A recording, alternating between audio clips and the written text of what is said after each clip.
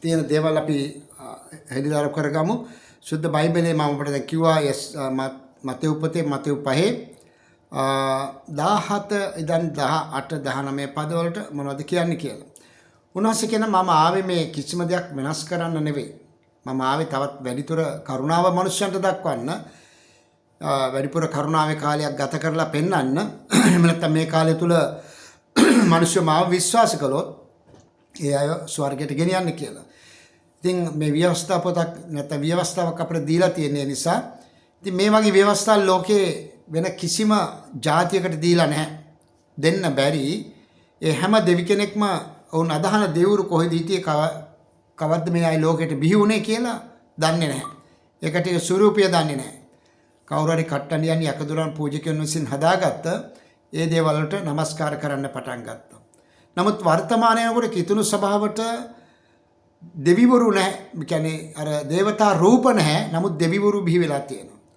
සමහර හාස්කම් කරන අය, ඒ වගේම ප්‍රබල ක්‍රියාවන් කරන අය, ලස්සන කටහඬකින් ගායනා කරන අය අද ගොඩාක් අයට සභාවල අයගේ හීරෝ බවට නැත්නම් එයාලගේ වීරවරයන් බවට පත් වෙලා තියෙනවා. ඉතින් මේවා දෙවියන් වහන්සේ ඉදිරියේ සාමාන්‍ය අපවිත්‍ර දේවල්, සාමාන්‍යයෙන් හොඳටම අපවිත්‍ර දේවල් අපි අද ඔසවන්නේ දෙවියන් වහන්සේ විතරයි. මම හොයනවා අත්වැල් බැඳ ගන්න.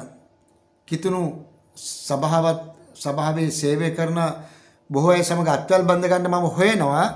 නමුත් බොහොම අතලොස්සක කීප දෙනෙක් විතරයි අපිත් එක්ක එකතු වෙලා ඉන්නේ. මොකද හොයාගන්න සභාවක් නැහැ ඇත්තටම. කොතන හරි ගියොත් එතන මොන හරි ප්‍රශ්නයක් අපට පේනවා. ඒකයි අපිට ප්‍රශ්නේ තියෙන්නේ. ඉතින් දැන් අවුරුදු 9ක් සභාවලට ගිහිලා තියන්නේ බොහොම දවස් කීපයයි. අවුරුදු 9ටම සභාවලට ගිහිලා තියෙ අවස්ථා 10ක්. මේ පහුගිය දවසකට ගියා. ඉතින් ගිහිලා එතන විශාල පාඩමක් ඉගෙනගෙන තමයි ආවේ. ඉතින් මිනිස්සු නොම ගැන ප්‍රමාණය එන්න වැඩි වෙලා තියෙනවා. මිනිස්සු ව්‍යවස්ථාව දෙවචනේ හරියට දන්නේ නැති නිසා. මතෙව් පොතේ 5 වෙනි පරිච්ඡේද 17 කියනවා ව්‍යවස්ථාව අනාගත වාක්‍ය අවලංගු කරන පිණිස මම ආවෙමි නොසිතල්ලා සම්පූර්ණ කරන්න මිස අවලංගු කරන්න ආවේ නැහැ කියලා. ඒකට මේක මම නෙවෙයි කියන්නේ ජේසුස් වහන්සේ. ඒකට ව්‍යවස්ථාව අවලංගු කරන්න ආවේ නැහැ. එතකොට මේ කතා කරන්නේ පරණ ගිවිසුම ගැන. පරණ ව්‍යවස්ථාව ගැන. ඒතර උන්වහන්සේ ආවේ මේක අවලංගු කරන්න නෙවෙයි. මේක තවත් මොනවද කරන්නේ සම්පූර්ණ කරන්න. ඒ ව්‍යවස්ථාවේ තිබුණා වූ සමහර දේවල් අඩුපාඩු සම්පූර්ණ කරන්න. එනිසා මම කිව්වේ සුන්නත් කිරීම වේදනාත්මකයි. ඒ වෙනුවට වතුර බෞද්ධිස්මය දුන්නා. වතුර ගිහලා නානවා හා සමාන දෙයක්. ඉතින් සරලයි නේද එතකොට? එතකොට සත්ව ඝාතනය කර ආපු එක සත්ව ඝාතනය සම්පූර්ණයෙන්ම නැති කරලා එක ශරීරයක් ජේසුස් ක්‍රිස්තුස් වහන්සේ පූජා වුණා මනුෂ්‍යයන්ගේ පාපය වෙනුවෙන්. එතකොට අපිට තියන්නේ නාසී යේසුස් ක්‍රිස්තුස් වහන්සේගේ නාමය සිහිපත් කරන්න විතරයි අද. ඒ නාමයෙන් අපි පසුතැවිලිලා යාඥා කරන්න අපේ පාපයන් ඉවත් කරගන්න විතරයි තියෙන්නේ. එතකොට අපේ පාපයට උන්වහන්සේ සමාවක් දෙනවා. එතකොට 18 වෙනි පදේ කියන සැබෑවක් නුඹලාට කීමේ අහසත් පොළොවත් පහ වෙන තෙක් සියල්ල සිදුවන තුරු ඉවස්සන් එක අකුරක්වත් බිඳුවක්වත් කිසිසේත් පහවන්නේ නැහැ. එතකොට මම නෙවෙයි මේ නැවතත් මම කියනවා යේසුස් වහන්සේ කිව්වේ මේ අහස පොළොව පහ වෙන දවසක් එනවා. මේ අහස පොළොව ගිනිගෙන දැවෙන දවසක් එනවා.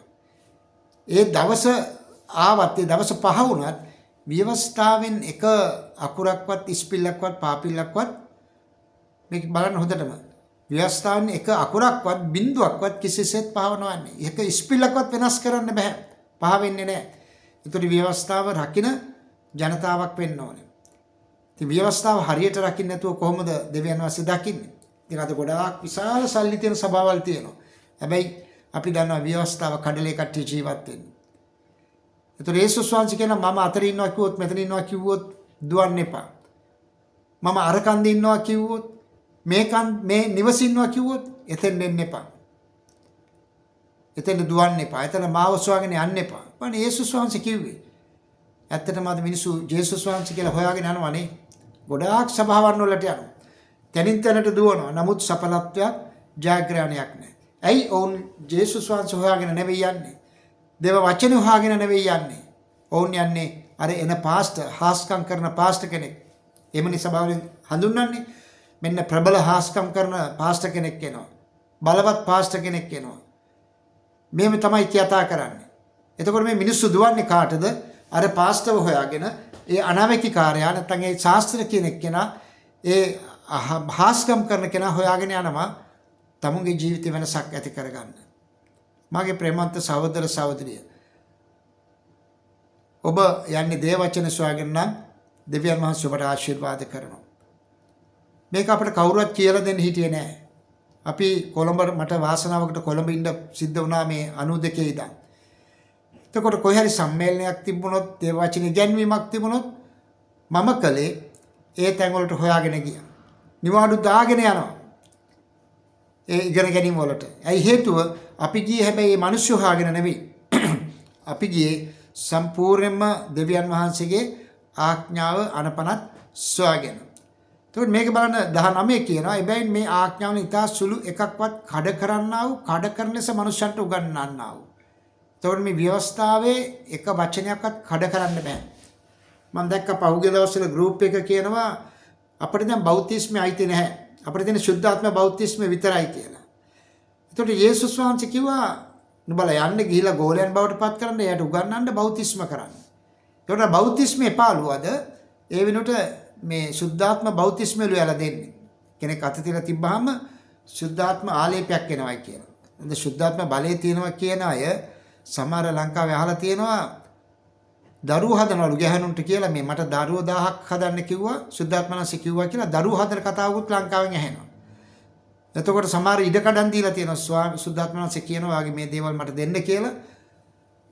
සමහර පිරිමි කියලා සුද්ධාත්මනන්සේ කියනවා මේ මට ඔයත් එක්ක ලිංගිකව එකතු වෙන්න ඕනේ. එකතු වෙන්න කියලා. එතකොට වාට ඒක ආශිර්වාදයක් වෙනවා කියලා කියපු තැනුත් තියෙනවා.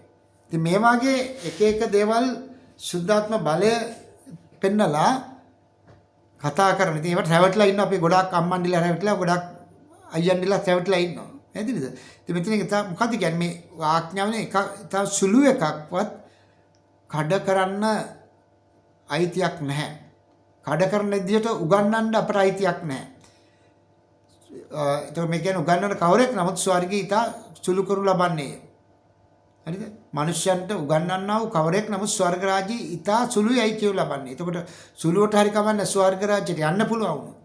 හැබැයි නිරේට යන්න සිද්ධ වුණොත් මොකද වෙන්නේ? ඒකයි පුංචි තනකාරී ස්වර්ගයේ මුල්ලකාරී කමන්නේ නැහැ. ඉන්න තියනවා නම් ලොකු දෙයක්. නමුත් මේක කියන මොකද්ද? නමුත් ඒවා පවත්වන්නා වූ උගන්වන්නා වූ කවරෙක් නමුත් ස්වර්ග රාජ්‍යය උතුම්යයි කියු ලබන්නේ. එතකොට මේ දිව්‍යන් වහන්සේගේ ආඥාව බලන්න එතන වඩාත් වටිනාමදී අපි අද තෝරගෙන තියෙනවා. නමුත් ඒවා පවත්වන්නා වූ. එතකොට පවත්වන්න ඕනේ. අපේ වාඥාවේ තියෙන ගොඩක් දේවල් තාමත් කැඩෙන අවස්ථාවල් තියෙනවා. තාමත් අපිට අපෙන් ගිලිහිලා යන අවස්ථාවන් තියෙනවා. ඉතින් පහුගිය කාලේ රැකියාවන් කරනකොට ඒ සබත් දවසට විනෝද ගමන් යනවා ඒ කට්ටියත් එක්ක.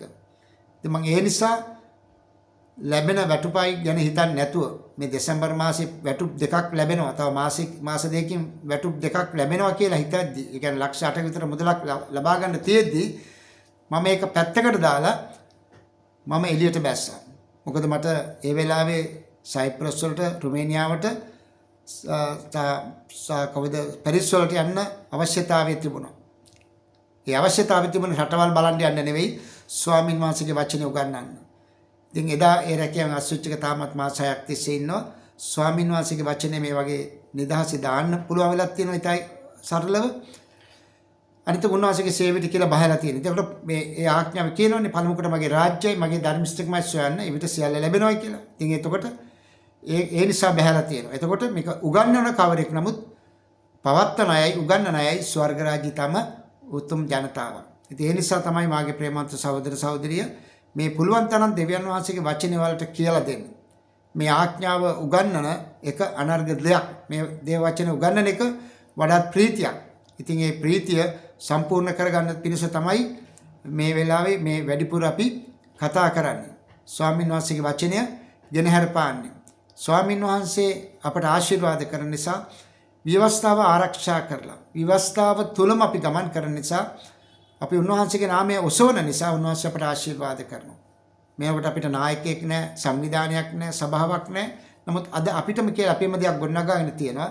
දෙවියන් වහන්සේ ගැන ස්තුති කරනවා. ඉතින් ප්‍රේමවන්ත සහෝදර සහෝදරිය මේ දේවල් හිතට ගන්න.